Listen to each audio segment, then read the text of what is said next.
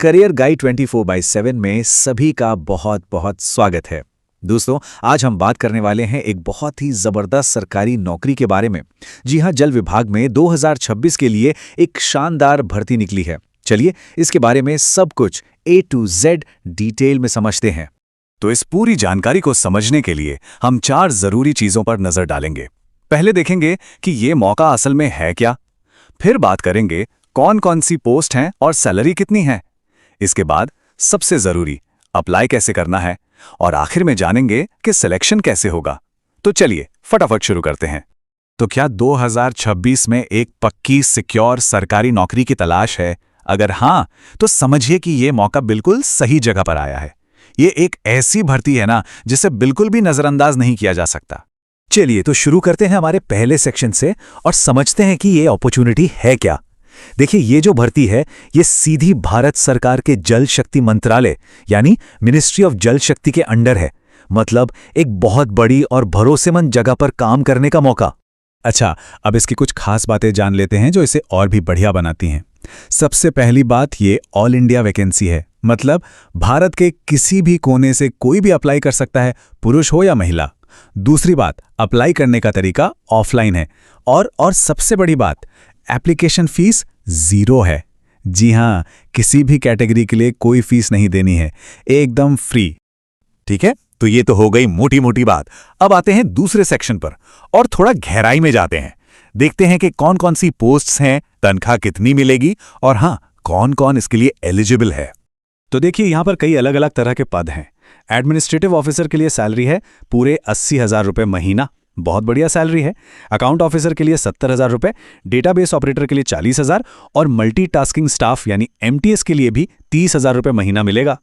तो सवाल यह है कि ये नौकरियां हैं किसके लिए, मतलब कौन अप्लाई कर सकता है।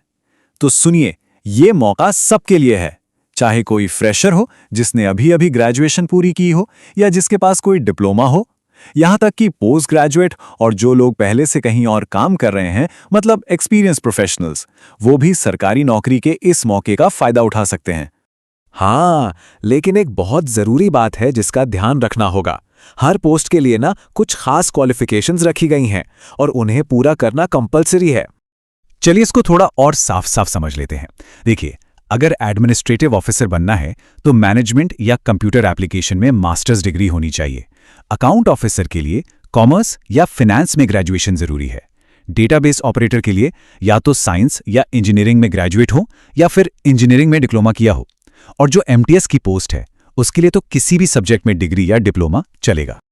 ओके, तो अब आते हैं सबसे ज्यादा जरूरी हिस्से पर, सेक्शन 3 यानी कि अप्लाई कैसे करना है। और यहां पर एक बात गांठ बांध लेनी है कि पूरी की पूरी प्रोसेस ऑफलाइन है, मतलब सब कुछ डाक से भेजना होगा। तो अप्लाई करने के लिए सिर्फ 4 सिंपल स्टेप्स हैं।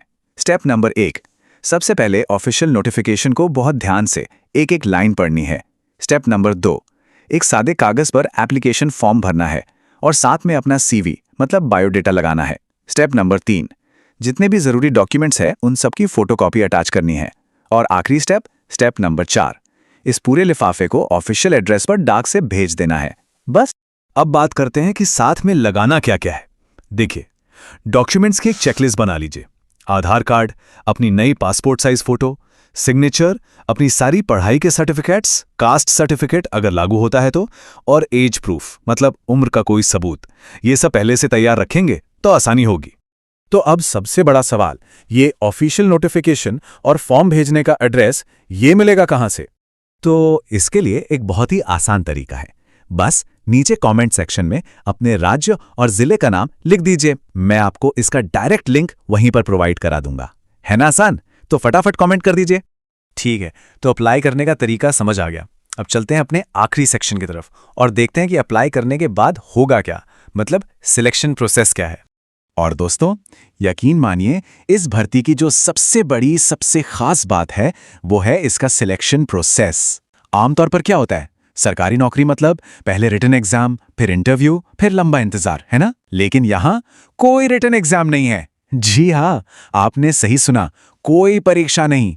सिलेक्शन सीधा डॉक्यूमेंट वेरिफिकेशन के आधार पर होगा। अच्छा, अब कुछ ज़रूरी तारीखें हैं जिन्हें दिमाग में रखना बहुत ज़रूरी है।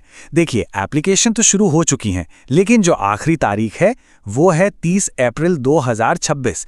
इस डेट को कहीं पर नोट कर लीजिए, क्योंकि इसके बाद मौका नहीं मिलेगा। तो इस पूरी बातचीत का, इस पूरी जानकारी का निचोड़ क्या है? सबसे जरूरी बात क्या निकल कर आती है?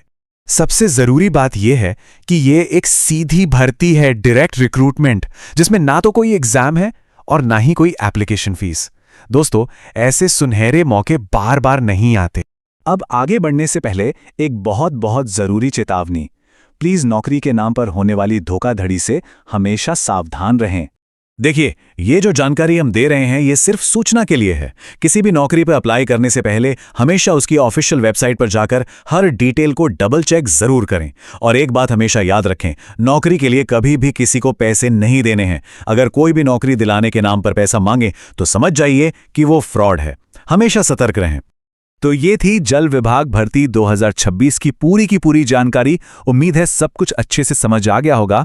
ऐसी ही और जॉब अपडेट्स के लिए करियर गाइड 24x7 को लाइक और सब्सक्राइब करना बिल्कुल मत भूलिएगा। मिलते हैं अगली जानकारी के साथ।